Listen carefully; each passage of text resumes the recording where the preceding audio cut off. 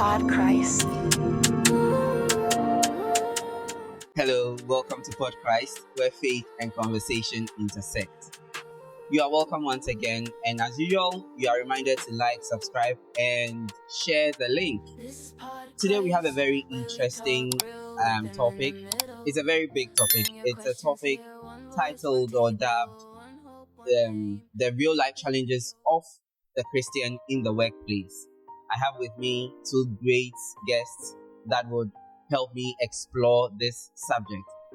I have to my far right Mr. Paul Lawe Afewehe, the CFO of Acacia Health Insurance, and this is Augustina Atkinson Dadibo, a counselor with UPSA and as well a pastor's wife.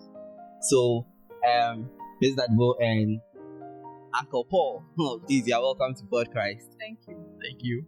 So, guys, PodChrist today for the You For Know segment, we want to talk about workplace manners. I don't know, but Ms. Dadibo, have you been in a situation where somebody just barged into your office and then they just started ranting and sharing their problems? Yes, a lot. I have experienced a lot of this, and I think that it is not right ethically, especially per our culture. When you meet somebody for the first time, even if you know the person, the first thing or the best thing to do is to greet. But it is gradually fading away in our system now. So I think that it is good we talk about it, we educate ourselves, and then learn that it is good that when you meet somebody, whether in the workplace, wherever, you greet and greet appropriately. Greet appropriately. How do you mean greet appropriately? Yes, and so you always have to greet with a vocative, right? So, good evening, Mr. Dubekwen. Good morning, Mr. Afewehe. Good morning, sir. Good morning, madam. Good evening. I think it's the best way to be done. You meet, especially if the person is an adult or a senior, a boss or something. You just meet the person, good morning. Good morning. Good morning. Is it trees or cars or what? Uncle Paul, I think that there is the need to greet and greet well. Uncle Paul, I don't know whether this has somebody greeted you like, I mean, Ms. Dadwo is describing, and did it throw you off? Did it change your perception of the person? Oh yeah, quite often you experience some of these things at the workplace. But let me just speak briefly on the subject matter of somebody just barging into your office without perhaps knocking or okay. So I think there was one time this gentleman, I mean, now he's outside in the UK, just walking to my office. I was having a conversation with one of my colleagues, and so he came in. He wanted to talk to the colleague I was engaging. He didn't greet me. He just walked straight into the office and started talking to the other gentleman. So I was quite surprised. So I just asked him, gentleman, could you see that there was somebody seated here? Mm-hmm. He said yes. So I said, why couldn't you greet and ask permission from me? Because sometimes people may even greet when they enter your office, but the courtesy to ask permission of you before they talk to the other person is something that people don't know. It's one of the ethical values that you must uphold. In fact, when I drew his attention up to today, sometimes he texts me from the UK and tells me that he has not really forgotten that experience. Because when he spoke to some people, he said that was the greatest lesson he learned. Because he never thought that walking into somebody's office, speaking to a third person or third party, and in that person's office without first and foremost asking permission of the occupant of the office, this was a very bad habit. And so that was a great lesson that he learned, and I'm sure our listeners will also pick some of these values when they want to engage people in their office.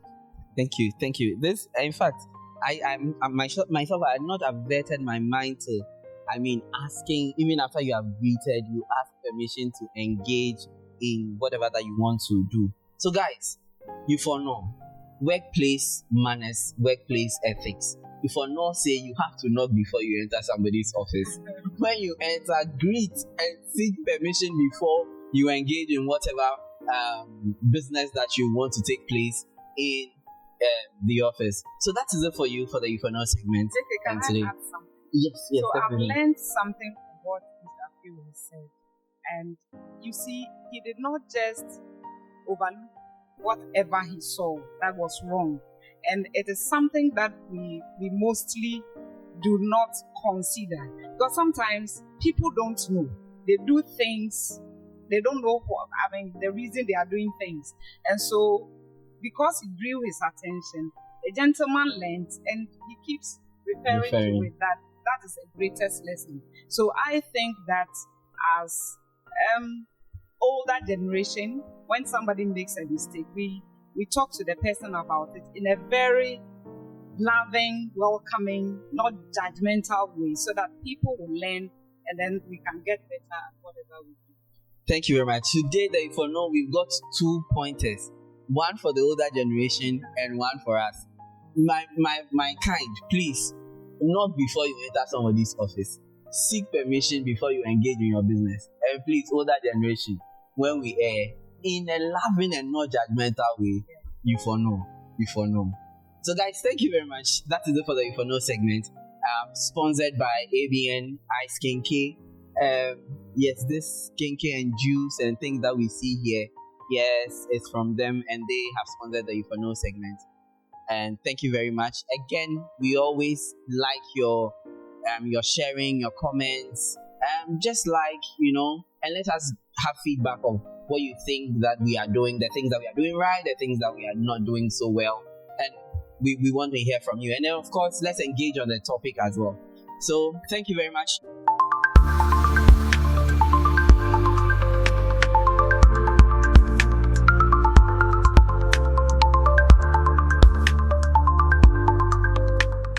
We are moving straight into our topic for today, and that is the Christian's life in the workplace. I don't know, but there is this notion or sort of perceived corruption and some level of politics in the workplace. Is it true that in the workplace, in the formal place of where there are those sort of corporate politics, and I don't know whether corruption may not be the right word to use, but some funny thing there that does not seem to support Christian ethics and Christian walk if you really want to be a serious Christian. Is there something like that that you have experienced in all your years of working, Uncle Paul? Yes, I would say this is a very good question. It exists. This is very common phenomenon at the workplace. But I must say that it varies from the work environment that you find yourself. So it's not as though every work environment you find yourself, you see the same level of issues that you just outlined. I had a friend that joined the local government, and he mentioned to me, he told me, knowing my personal values, he said to me that, Paul, I can tell you on authority that you can never work in this space because of the values. But I did my master's degree with him, so he worked closely. He understood my values so well, and he told me so many things that happen in the workplace. Politics at the workplace is very common. Usually, when we talk of politics, we look at the national level politics, Party politics. Yes, but that is not what politics is all about. At the workplace, affiliation to people actually is a big politics that play out at the workplace, and how people perceive you can influence a lot of things at the workplace. How your bosses see you at the work environment at the workplace, and it actually influence your growth trajectory and what opportunities are available to you. So it is very common practice at the workplace. So for us as Christians, there's a popular parlance of, if you can't beat them, join them. Does that mean that we have to jump into the bandwagon and then join the group? Ms. Albo, should we let loose our values and then we join them? I don't think so. Christianity is supposed to be a lifestyle. So if I am in the church, my beliefs, my values that I uphold, when I go to the workplace, I must even live that and live it better for the world to see. The Bible says that we are the letter that the world is reading. So if people look at me, they look at what I do and all that, do they see Christ in me? Okay, so I don't think we have to jump into whatever people are doing. But then there is that thing that you may also feel challenged because you are not joining the train. Exactly. But you have to be very firm in what you believe in. You need to be very firm in your Christian values. Which can likely cost you your job. Whom do you want to please? Is it God or you want to please man? I want salary. Salary is good. But if we are talking the Christian way, then we must look at what we do to get the salary. Do you get it? Yeah. What to do, what you say, how you behave. Who gives money belongs to you. Who gives money? If that environment is not good and living according to the principles of Christ, if your job even has to change, I believe that when you live right and you pray, if the environment is toxic and you have to move away, God can place you in another place where you can get even better salary than what you are getting now. So I believe that we don't have to be afraid and water down whatever values we have. But we have to be very firm and fair in whatever we do at the workplace. So what practical steps can a believer take when they feel pressured to, as it were, lower their standards or fit in? What practical steps can the believer take? Because if I hear you are saying that we should uphold our values, but here is the case where the values that you are upholding is making you be isolated or feel isolated, or is making people put you in a certain category and people shun your company, and you are in the office and nobody is relating with you. What practical steps can you take in order to keep your values, and what should you do also when this kind of isolation and things come in? Yes, my mind is going to the crucifixion of Jesus Christ. Jesus Christ was excommunicated. Yes. He suffered and he went through a lot. And so if you are afraid of you being alone, okay, people not talking to you and all that, then I don't think that you are fit to be called a Christian. I don't know, I stand to be corrected, but this is how I see it. Practical steps you asked. Let me share this experience. I don't know how to keep it very well, but years ago, as a young teacher, there was this thing that was very common in the public school setting. So, those times there wasn't free education. Children were paying fees, they were paying exam fees and all that. And there was a day after vacation, my headmistress handed over an envelope to me. And I asked, I like asking questions, where is this coming from? And she said, it is, so what they were doing, they will, if it is 5 cedis that the student has to pay for the printing and all that, they will charge 10 cedis. And then at the end of the day, so they use 5 cedis and the extra 5 will be put together and shared for the teachers. So I said, I'm sorry, I can't take this money. Hey. Yes, it sounded very weird then. Yeah, it's weird to me. Yeah, I said, I'm sorry, I can't take this money because, the original fees is 5 cedis. Why did you charge 10 cedis in the first place? And if I look at myself, even though, yes, the plight of teachers in this country, we were not well paid. I was a young teacher. I needed money actually, but I looked at the principles and the things that I have built over the years. I said, I'm not taking it. Because the amount was 5 cedis. You charged 10 cedis. And I looked at the parents that we had then in the public sector. These parents who are with our apologies, women who go around selling pure water, selling buffaloes on the roadside, and then you go take monies from these parents, share for teachers who are salaried workers. I said no. And fortunately, a friend came to me and said, Mrs. Dadibo, Auntie Tina, why are you not taking this money? And I explained it to her, and I said that I think that we are not doing well, and so I'm not taking it. And I never took it till I left that school. So these are practical things. My headmistress never understood me. You are a young teacher. If you don't even need it, you take it and go and put it in a savings or an investment account for your child. And I said, I'm sorry, God will take care of my children. I don't need these monies to take care of my children. And thankfully, God has done it. Anyway. Uncle Paul, you are, I mean, you are high in the corporate, the C-suite side. Have you ever seen people being victimized because somehow they held on to their Christian values? And if you have, how did you handle such a situation?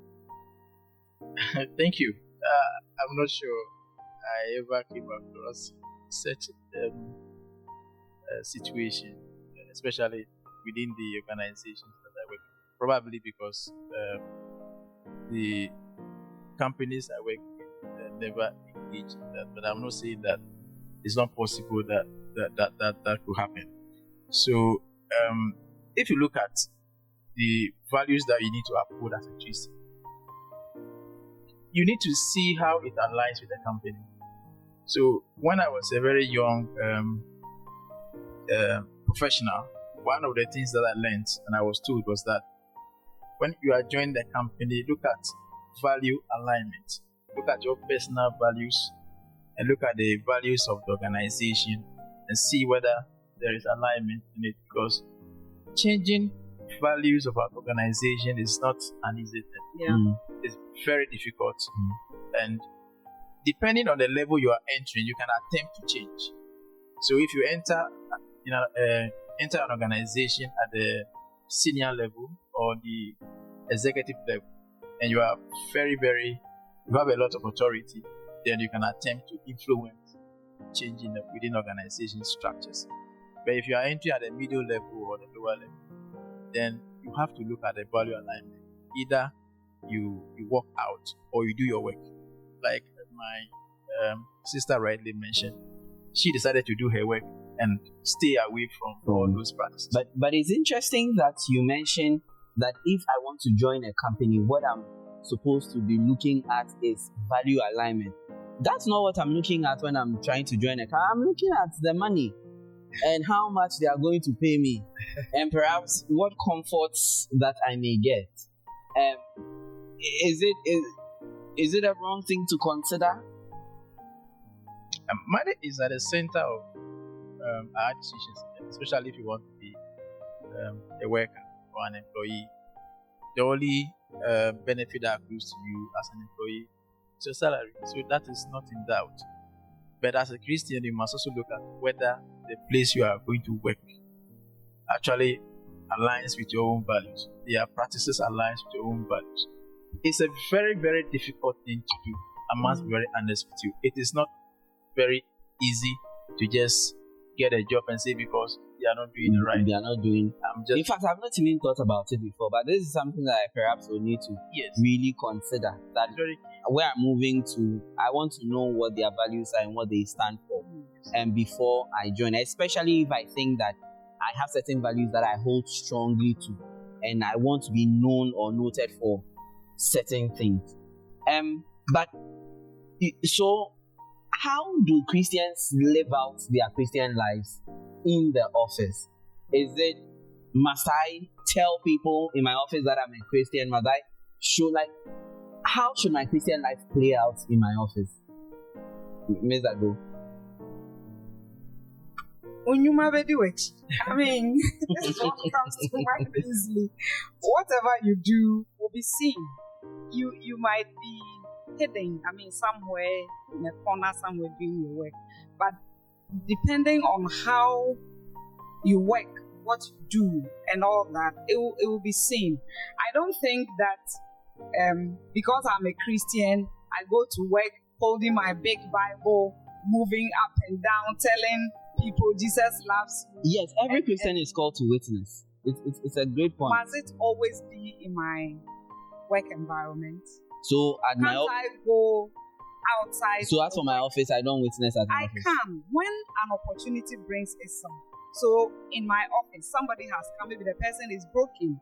The person wants the goals. Okay, so me being a counselor, I work with people and I ask people to set their goals and how they want me to help them solve the problems. So if the person's goal is, I'm a Christian, I've backslided, I want to know Christ better, I want to have a good relationship with God, it's an opportunity for me to talk about Christ, talk about God with the person. But if the person comes to my office and say, I am depressed, I want to get better, I am anxious, I am afraid of death, I'm in this and that, relationship issues, then I jump into talking about my it's against my ethics as a professional that the person doesn't want. What about if the person is a Muslim or from another religion? Okay, I must help the person to get better and not to push my Christian values into the person's truth. If the person has the goal set, as I said earlier, alongside getting better emotionally or psychologically or academically, then I can fix that in it, which I do. And I do it carefully. I don't talk about my Christian values to whoever comes to my office. But if the person requests that, I do, and I do it well. So, Uncle Paul, unless the opportunity presents itself, take God out of your office. When you get to your front gate, God, wait for me. Then you enter. When you close, then come, God, let's go. We can never take God out of the workplace, and I'm not sure that's. Don't.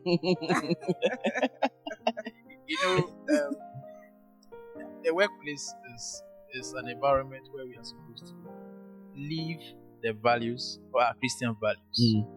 So that's why the Bible says that faith without work is dead. And so when we go to the workplace, we must then demonstrate the faith that we hold and our Christian values. And you don't do that by holding the Bible and preaching the corridors like Mom rightly stated. You need to show that. So if you have to report to work at 8:30, as a Christian, you must be there at 8:30.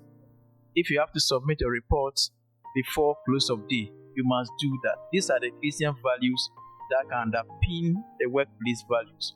And you see, if we live our Christian values very, very well at the workplace, we are likely to outperform any other person within the workspace. Because the Christian values are values that actually propel growth and they create real value for shareholders or for company owners. Christian value are values that propel growth. Yes. I like that. I think that is deep because I wanted to ask a question around the growing perception that Christians are lazy.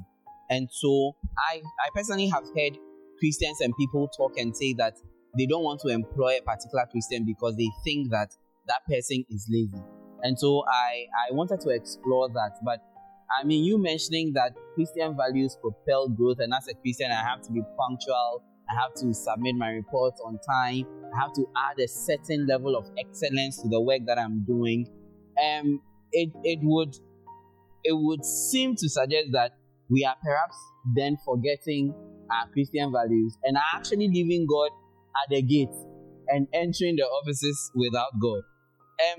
But Counselor Dadibo, from the counseling, and I called you counselor for a reason because this is it. So from the counseling perspective, what's emotional toll does workplace corruption and politics take on Christians? In fact, does it even place a toll, an emotional or psychological toll on them? I mean, where it seems that your values are not aligning with what is playing out in the workplace? I believe so. It can lead to anxiety, depression, and all that. Especially if you wouldn't want to join the politics okay, the work politics, and you, because of that, you are not promoted. You have been at the workplace. Maybe you were there with somebody, and because the person is political, okay, within 2-3 years, this person has been promoted, and because you don't want to join the crowd in doing other things, you are still behind and all that. So with this, it can lead to depression, anxiety, and work stress. You are doing your best, but you are not getting, the output. You are not getting. So how can Christians guard against burnout and cynicism and compromise in the workplace? When you are in such an environment, we need to talk about it, because how will somebody know that this is what I'm going through? And then we also need to make ourselves visible. Sometimes, because I'm Christian, I'm in I'm in the corner somewhere. But if you have to let someone see what you do, it is not bad that this is what I'm doing. I write my report, I talk about it, I put it on social media. If I'm even not doing it directly, my boss will read or will see my post or something, some activities. Now we are blessed to have social media. LinkedIn is there professionally. I put my pictures there, this and that, and people will say, so this unit or this directory, they are really doing well. But if I'm in my one corner, expecting that somebody will see me and promote me or appreciate whatever I'm doing, it doesn't work that way. So the key word is that let us try to make ourselves visible. When you go for meetings, conferences, do we even talk? Do we share our thoughts on some of the things? We are there, we don't want anybody to see. But a simple, intelligent question can spark something. So I think that we should make ourselves visible by preparing our thoughts, by, like I said, intelligent questions, answering questions, giving help. These are all activities we can do to make ourselves visible, for people to see us. And one day somebody will speak on our behalf. Thank you very much. We just want to round up, but Uncle Paul, I want to take your thoughts on how you're also a church leader. You are the main ministry president. So yes. Does the church have a role to play in all of this? Perhaps maybe in preparing Christian leaders for the workplace, in helping with burnout, and when Christians feel like they have been ostracized or they've been set, put in one corner because of their strange values that Does the church have a role to play in all of this? The church does. The church has significant role to play. If you look at the wheel of life that some time back we shared, it shows how we must be able to balance all aspects of our life. And one of the key aspects that actually manages some of this workplace stress is the church, or our Christian values, or our religion. And so as a church, we must be able to prepare the minds of the people, or our people. We must be able to let them know the realities of the world that we live in. We must also build the capacity of the people. So, like Mom spoke about the visibility at the workplace. Well, visibility at the workplace can start from the church. So, your ability to articulate and be visible within your church space can also propel you to also make yourself available or visible within the corporate space. So, there's a lot more. The church can be the ground a preparatory ground where we can learn all the values that will take us far within the workspace. Wow. Thank you very much, guys. You've been here. This is PodChrist. I'll just take the final thoughts of my guest. We have been exploring the Christian life at the workplace and how the Christian can sort of balance the corporate politics and their Christian values. Taking final thoughts, I just want to know, maybe from each and every one of you, what is that one value that you would suggest that a Christian should have, and what is one tidbit you would leave with a Christian watching us today who perhaps is going through this challenge of balancing this work culture or politics or whatever it may be, and then their values?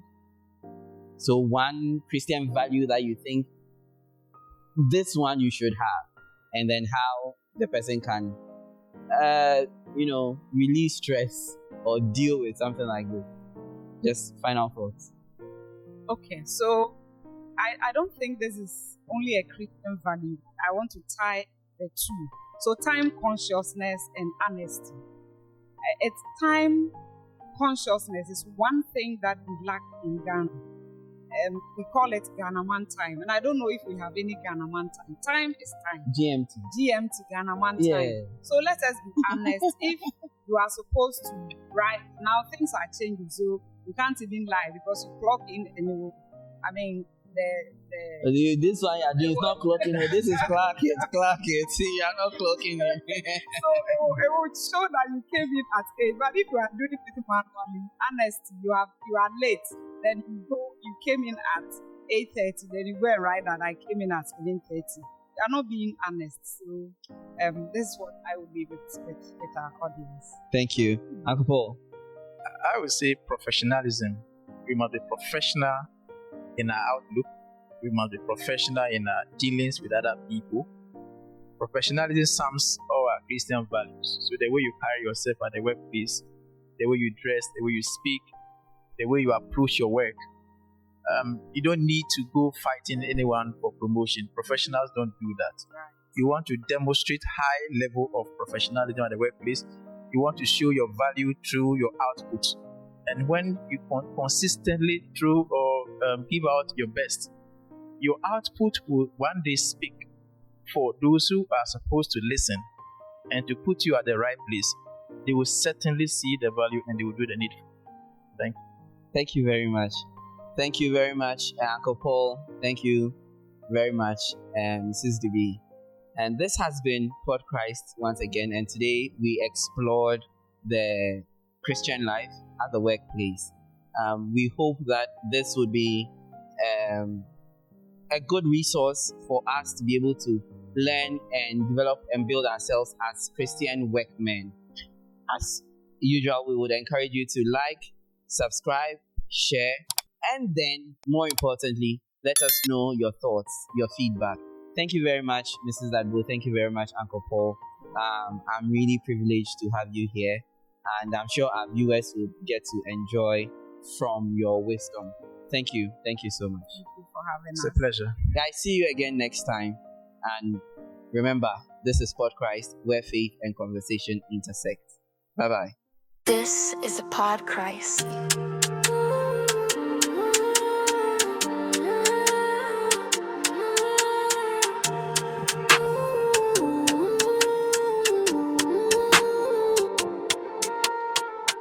This PodChrist.